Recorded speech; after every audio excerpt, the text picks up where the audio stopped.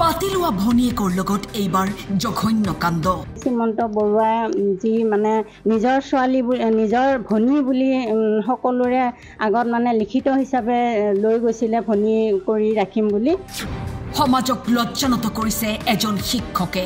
ঔষধ চুখত খুৱাই হ'লেও মানে কৰোৱাবলৈ চেষ্টা কৰিছে। মাতৃহাৰা ছোৱালীজনীৰ ভৱিষ্যত ধ্বংস কৰিলে শিক্ষকে। এজনী মাতৃহাৰা ছোৱালীক আপোনাৰ 6 বছৰ বয়সতে লৈ গৈছিলে নিজৰ ভনী হিচাপে বনাই। সঁচাকৈ ঘিন লগা হৈ পৰিছে এনে সমাজত জীয়াই থকাটো, য'ত প্ৰতিদিনেই কেৱল সংঘটিত হয় ধৰ্ষণৰ দৰে ঘটনা। এইজন শিক্ষকে যি কৰিলে সকলোৰে চকু কপালত তুলিছে। ৰাইজৰ অভিযোগ মতে সহ শিক্ষক শ্ৰীমন্ত বৰুৱাই নিজে দলিল কৰি 6 বছৰ বয়সতে এগৰাকী ছাত্ৰীক ভনীয়েক পাতি লৈছিল।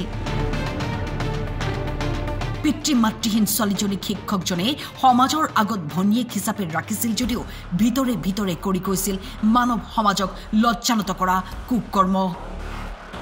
এই শ্ৰীমন্ত বৰুৱাই যি মানে নিজৰ ছোৱালী নিজৰ ভনী বুলি সকলোৰে আগত মানে লিখিত হিচাপে লৈ গৈছিলে ভনী কৰি ৰাখিম বুলি। আজি সেই ছোৱালীজনীক জঘন্য কাণ্ড কৰিছে। এদিন নহয় দুদিন নহয়, আজি বহু কেইমাহ ধৰি মানে তেওঁ কৰি আছে, নিৰ্যাতন চলাই আছে। ফলত মানে যেতিয়া তেওঁ ছোৱালীজনীয়ে যেতিয়া মানে হয় তেতিয়া ঔষধ চুখত খুৱাই হ'লেও মানে কৰোৱাবলৈ চেষ্টা কৰিছে।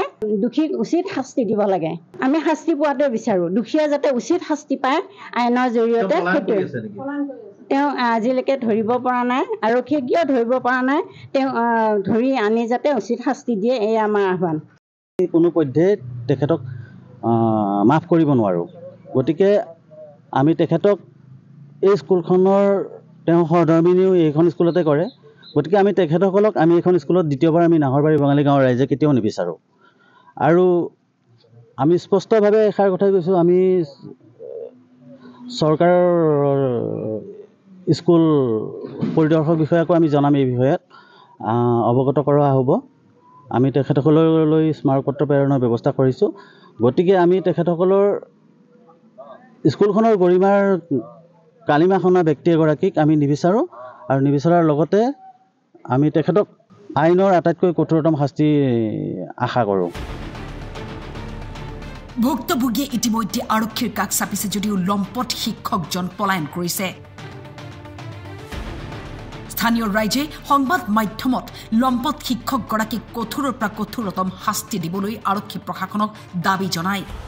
ৰাইজে এই বস্তুটো খুবেই গৰিহণা দিছোঁ, ধিক্কাৰ দিছোঁ। ইয়াৰ ওপৰত উচিত তদন্ত হ'ব লাগে।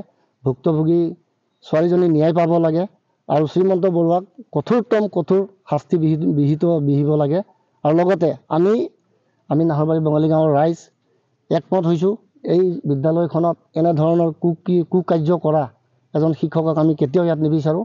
আৰু তেখেতক যাতে ফাষ্ট ট্ৰেক আদালতৰ থ্ৰুৱেদি মানে তেখেতৰ আমি ডিমাণ্ড কৰিছোঁ। Bureau report, time 8।